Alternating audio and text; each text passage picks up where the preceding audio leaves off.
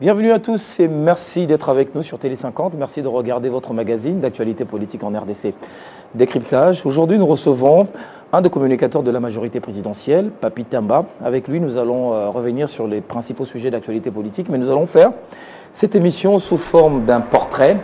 Un portrait sous forme de critique, évidemment, d'appréciation sur la personne du candidat à la présidentielle Emmanuel Shadary, profil d'un président.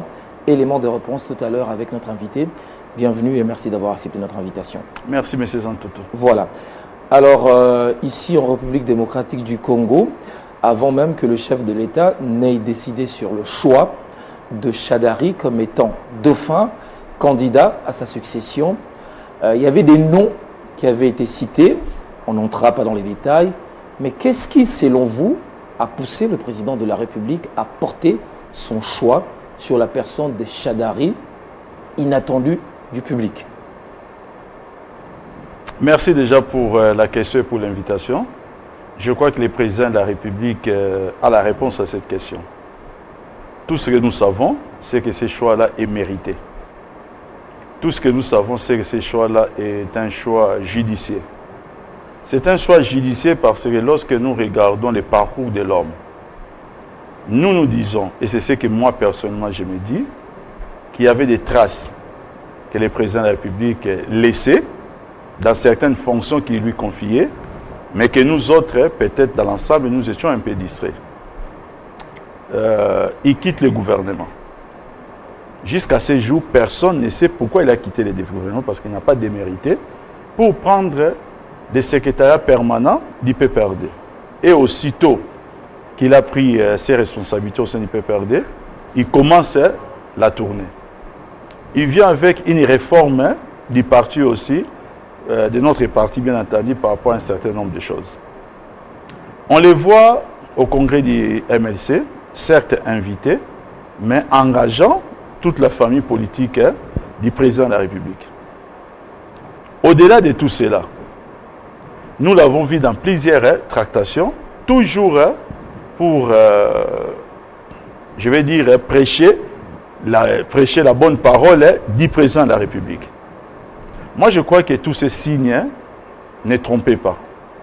Mais certaines personnes, notamment moi, nous n'avons pas été assez lucides pour essayer de percer les murs de ces apparences pour voir jusqu'à ces détails-là. Mais aujourd'hui, maintenant, avec les reculs, nous nous rendons compte que c'est un choix judiciaire. C'est un très bon choix parce que c'est le choix d'un expert. Emmanuel Ramazan Shadary, il a l'expertise au niveau du fonctionnement de notre Parlement. Il a l'expertise au niveau de la charge exécutive. Il a les deux regards pour avoir été gouverneur, vice-premier ministre, mais pour avoir été aussi député. Il a les regards de comment se conduisent les affaires au niveau de la Chambre basse du Parlement, et il sait à peu près comment cela se passe au niveau du gouvernement. Ces deux choix, ces deux choses-là réunies, font de lui quelqu'un qui peut se mettre au-dessus et assurer l'équilibre entre les institutions. Surtout qu'il a aussi, bien entendu, en tant que président du groupe parlementaire PPRD et allié, en tant que coordonnateur au sein de l'Assemblée nationale, des députés de la majorité présidentielle, c'est-à-dire ces réseaux-là, ça montre déjà que c'est quelqu'un qui sait parler avec les gens, mais qui sait obtenir les résultats lorsqu'il parle avec les gens. Il a pu traverser certaines situations qui étaient des situations très ou extrêmement difficiles. Lesquelles, par exemple? Je vais prendre un cas de figure. Allez-y. Il entre au gouvernement. En tant que vice-premier ministre. Si mes souvenirs sont bons, je crois qu'il a entré au gouvernement en tant que, plutôt le 19 décembre 2016. Pendant ce temps-là, dans notre pays, il y avait déjà des foyers de tension. Des foyers de tension qui pouvaient laisser penser que ça pouvait amener à des choses d'une extrême gravité. Vous voulez dire le Tanganyika? Il y avait le Tanganyika et il y avait les Kasaï. Oui. Maintenant, moi, c'est l'approche qu'il a utilisée pour résoudre ces différents problèmes. Pour ce qui est du Tanganyika, la gestion de la crise entre les Pygmées et les Bantous dans ces coins-là, qui a fait beaucoup de dégâts. 65 jours après son entrée au gouvernement. C'est-à-dire le 24 février 2017, il était déjà à mesure d'organiser un forum sur la paix. Il a trouvé solution dans les deux crises sans contribuer à tirer une seule balle. Et parce que d'abord, je ne pense même pas que lui-même sait manier des armes. Pourquoi? Parce que les solutions ont été trouvées par les dialogues, par des mesures de paix, sans qu'il puisse prôner une quelconque violence. La résolution de ce conflit, la réconciliation entre Bantous et Pygmées, vous le mettez dans l'actif de Shadary, alors que l'on cite une mission menée par la MONUSCO qui a joué un rôle de premier plan pour qu'il y ait la paix. Vous savez, ceux qui racontent ce genre de choses devraient seulement apprendre à aimer leur pays, parce que quand on aime son pays, on essaie de reconnaître le laurier aux dignes fils de ces pays qui travaillent et qui font des choses. Nous avons l'habitude d'entendre ces discours. C'est-à-dire quand la République démocratique du Congo, à travers ces dignes fils, font quelque chose, c'est la MONUSCO. La guerre à l'Est prend fin, ce n'est même plus le président de la République, c'est la MONUSCO. Les gens doivent se rappeler que cette MONUSCO est là depuis 20 ans. Cette crise, quand elle a commencé, cette crise-là qui a créé trop de dégâts, ces dégâts-là étaient tout, plutôt la MONUSCO était toujours présente dans notre pays. Il ne faudrait pas que nous puissions développer cette politique de l'autoflagellation. Vous voulez dire que ce que j'ai dit... Parce qu'on voudrait archi faux. Que la MONUSCO soit invitée pour accompagner, c'est une chose. Mais la mission qui a été accompagnée, même pour essayer de mettre des mesures d'application, les instructions qui ont été données par les gouverneurs de ces coins-là, par les vice-premiers ministres de l'époque, pour aller prêcher, je vais dire entre guillemets, les résolutions de ces forums de la paix, jusque dans des recoins de notre pays où il y avait cette crise-là, on va encore dire que c'est la MONUSCO. Nous ne voulons pas que des gens mettent les gouvernements de la République en conflit permanent avec la MONUSCO. Nous devons seulement savoir une chose, c'est que la MONUSCO apporte son soutien, certes, à un pays démocratique du Congo, mais une fois, une révélation a été faite par un haut gradé de notre armée, que même par rapport à ce qui se passe à Beni, généralement, lorsque nous bénéficions du soutien de la MONUSCO, ça peut être du soutien, par exemple, en termes de boîtes de sardines, en termes de vivres pour les policiers, pour les militaires au front. Ce n'est pas ça qui finit la guerre. Ce qui finit la guerre, ce sont des opérations de guerre, et pour cela, il faut des munitions, il faut des armes, et il faut des hommes qui vont combattre. Alors, quand nous faisons ces choses-là, nous, Congolais, nous devons en être fiers. Il ne faudrait pas qu'il y ait l'esprit de l'autoflagellation, ça ne servira pas nos intérêts. Donc, le Kasaï aujourd'hui aussi, ce qu'il y a eu comme exaction massive dans le Kasaï, l'apaisement, la réconciliation, la paix, c'est l'œuvre des Shadary. C'est ce que vous voulez dire? Vous savez, M. Floride, on dit qu'un problème bien posé est à moitié résolu. Poser bien les problèmes, il faut commencer par savoir quelle a été la cause principale qui avait amené à cette crise. Nous savons tous que c'était la mort, parce que quand nous parlons de l'affaire Cameroun Ensemble, pour les gens oublient que c'est une affaire qui a dégénéré, après même la mort du fameux Cameroun Ensemble. Maintenant, il y avait un problème par rapport à sa mort. Bien entendu, avec les récupérations politiciennes, on n'en disconvient pas. Mais c'était le problème majeur. C'était d'abord un problème familial, c'était d'abord un problème tribal. Il fallait identifier les vrais problèmes. Le véritable problème, c'est quoi? C'est qu'on n'enterre pas dans ces contrées-là un chef coutumier comme on enterrait Papi Tamba ou n'importe qui. Il y a des rites à observer. Et le vice-premier ministre Shadary, à l'époque, avait identifié les problèmes. Vous vous rappellerez encore de ce qui s'est passé au niveau du stade. Vous vous rappellerez, comme pour les Pygmées et pour Cameroun Ensemble, de la remise spectaculaire. On a vu une remise d'objets qui pouvaient conduire à la mort ou bien que les gens utilisaient comme armes, que ça peut être armes blanches ou bien même armes, par exemple, à feu, que les gens avaient déposées sous les pieds, je veux dire même du vice-premier ministre à l'époque. Pourquoi? Parce que les gens ont compris que lui avait bien cerné les problèmes. C'était un commencement du règlement de la crise. Donc, il a fait les démarches nécessaires. On a remis les corps des Cameroun Ensemble qui a été déterrés. Ils l'ont enterré selon les rites. Et la famille avait pris l'engagement de dire que pour eux, les problèmes étaient comment? Terminés. Maintenant, les politiciens ont essayé d'amadouer la famille pour essayer d'amener cette crise-là dans le sens que ça aille encore grandissant, mais ils n'ont pas réussi. Donc, ça, c'est encore une fois de plus quelque chose à mettre sur les comptes du vice-premier ministre qui s'illustre en homme de paix. C'est un peu, de toutes les façons, pouvait-il en faire autrement? Nous sommes tous de l'école du président Joseph Kabila. Le président Joseph Kabila a résolu beaucoup de crises dans notre pays par les dialogues et par la paix. Dans cette école figure aussi comme étudiant Emmanuel Ramazan Shadary, qui a distingué.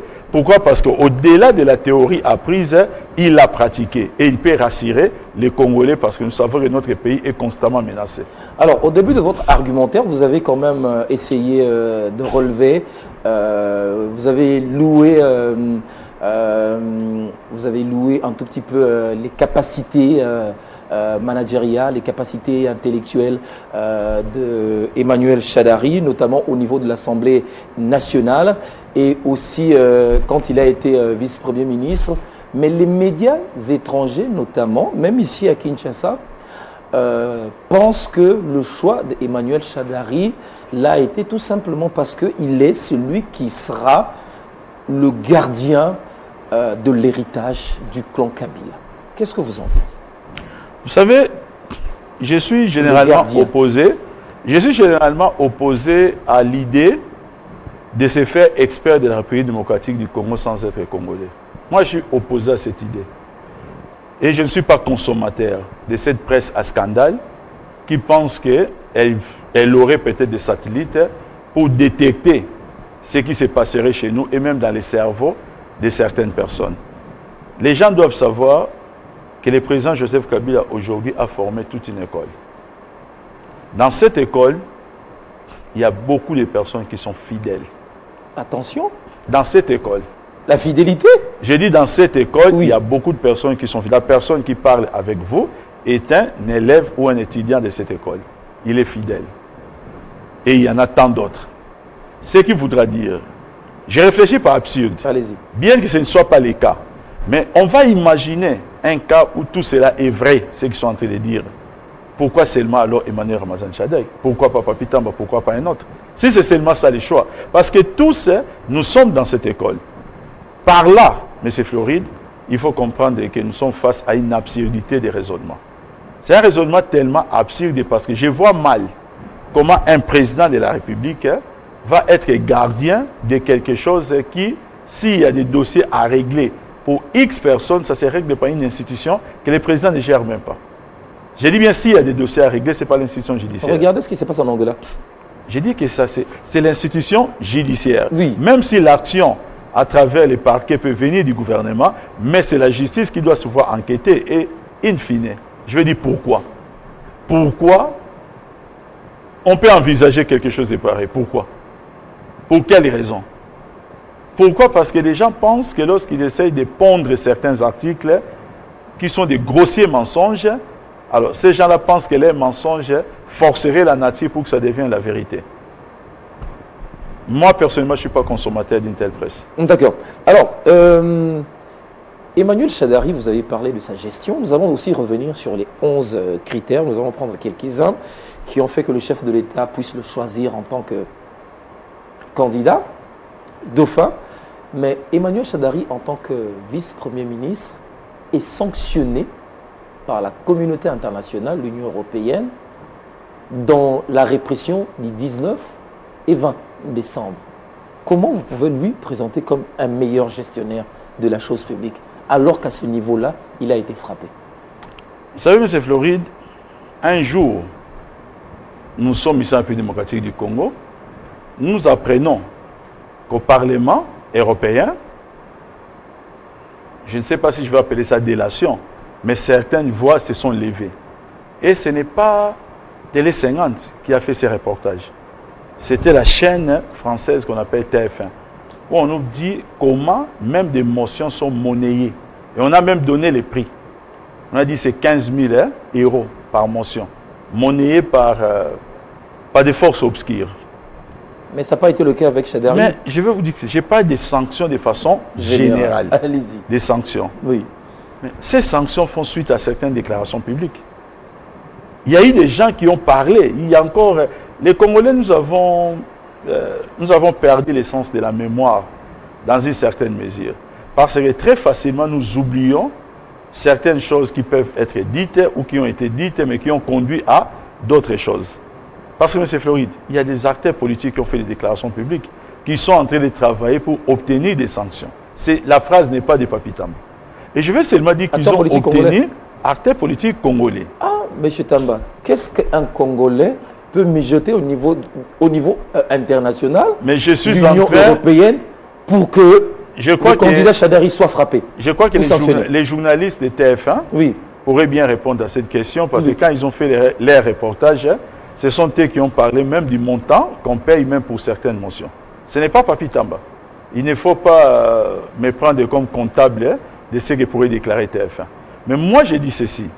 C'est un Congolais qui a déclaré cela publiquement, qu'il est en train de travailler pour obtenir des sanctions sur le plan international par rapport, et nous savons par rapport à ce qui s'est passé chez nous. Ces sanctions-là, TF1 nous a révélé, sont des sanctions monnayées. Parce qu'il faut maintenant regarder le contenu de ces sanctions. Lorsque vous voyez, par exemple, la fameuse dame Ida, qu'on appelle, je ne sais pas Ida qui, je n'ai même pas retenu, qui prend l'arrogance, qui prend l'arrogance de se faire les porte-voix, même de cette personne-là, pour parler d'une certaine manière de nos autorités, c'est même frustrant, c'est même gênant. Moi, je serai, peut-être toute ma vie, je serai vraiment très fan. Hein? Le monde doit être bien pesé, je l'ai dit clairement, de cette vision patriotique portée par Joseph Kabila. Pour moi, faire les choix d'Emmanuel Ramazan Shadary comme étant quelqu'un qui serait ou qui a été sanctionné par l'Union européenne, c'est une façon de montrer que les Congolais, pour faire les choix de leur président, ils n'ont pas besoin de ces sanctions injustes. Voilà. Alors, est-ce que le passé récent du candidat Shadary, deux fois, ça ne vous dérange pas, même du fort de votre intérieur, un candidat président qui dit Otier Totier, coup sur coup, Fingi Mamanayo, Yope Zongisa, ça vous dérange, hein? Je crois que soyons objectifs. On est objectif et je suis très simple pour répondre à cette question. Les jours qu'on me montrera une vidéo où le candidat Emmanuel Ramazan Shadary se met à insulter quelqu'un, ces jours-là, peut-être j'aurai un autre regard. C'est quoi la différence? La différence, ce qu'il a dit et ce que vous venez de dire. La différence, c'est que nous sommes dans la communication politique. C'était quoi le contexte de 2016 et une partie de 2017?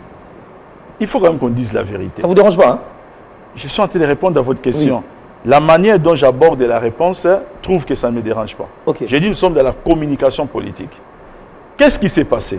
Il y a des gens qui se sont arrogés des droits, des pensées qu'ils étaient devenus plus congolais que les autres. Eux avaient des droits sur tout et les autres n'avaient que des devoirs sur tout. Un exemple, des choses que moi, j'assume dans les réseaux sociaux. J'ai aussi écrit. Lorsque les gens me disaient, Papi Tamba, toyebi ndako. Moi, je leur disais que toyebani bandako. C'est-à-dire, nayebi pendako nabino. C'est cette communication politique qui ne voudrait pas dire que Papi Tamba va quitter chez lui pour aller chez les voisins. Mais c'est une façon de leur dire que ce que vous pouvez oser, il faut savoir que je peux aussi l'oser. Alors, il n'y avait pas une manière sage de le dire que de dire...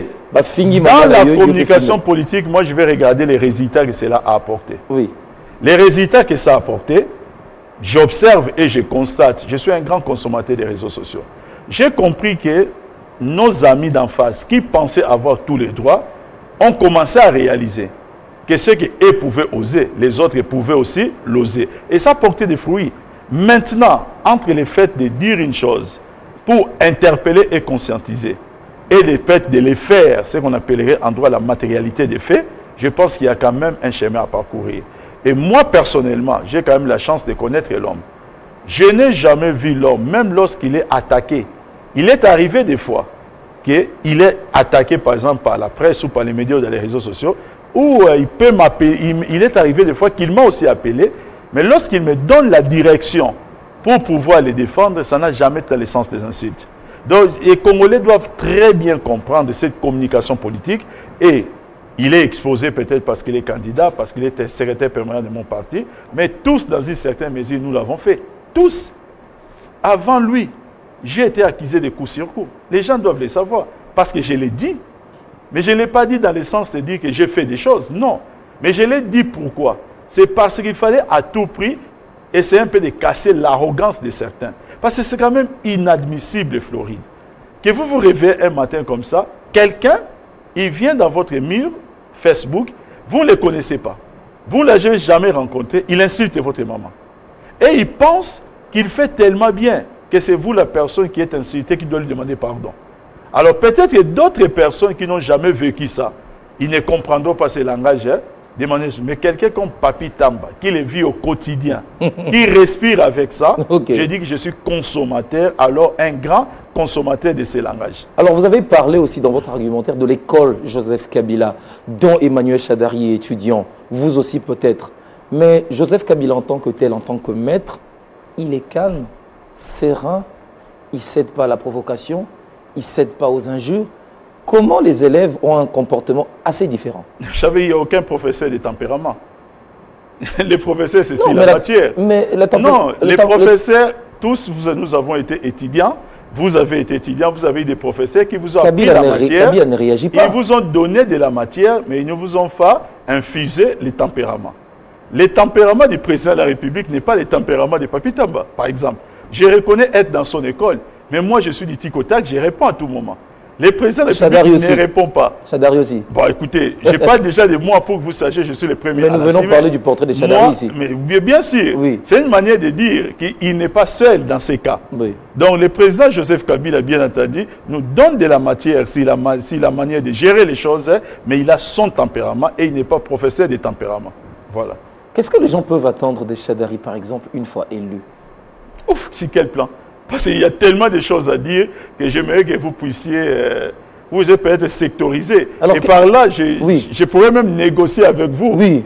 Dans le cadre de l'émission Décryptage, une série d'émissions. Non, cette émission n'est qu'une première. Nous allons en faire une série pour décortiquer le candidat Emmanuel Shadari. Okay. Mais les faiblesses, c'est un être humain, il a des faiblesses. Mais quelles sont les capacités, quelles sont les qualités d'Emmanuel Shadari? Un homme très ouvert, je dis bien très ouvert, très conciliant. Je l'ai personnellement vu, je ne suis pas député. Oui. J'observe ses résultats en tant que député par rapport à ce que nous pouvons suivre à distance ou peut-être même en ayant la chance de participer dans certaines décisions de couloir. Mais personnellement, je l'ai vécu pendant les dialogues de la Cité de l'Union africaine.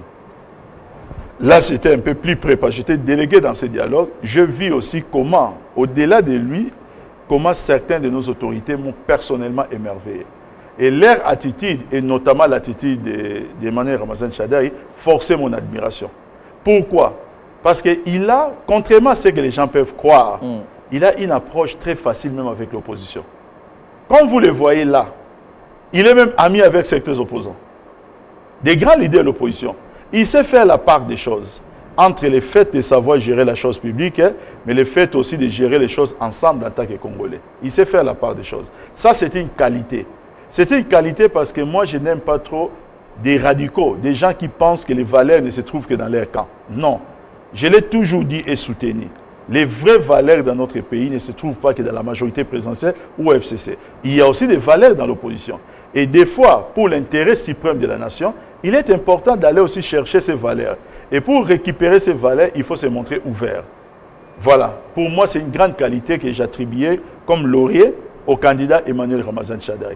Maintenant, je vais avoir la prétention de ces résultats à venir à partir des résultats obtenus par rapport aux charges qu'il avait exercées.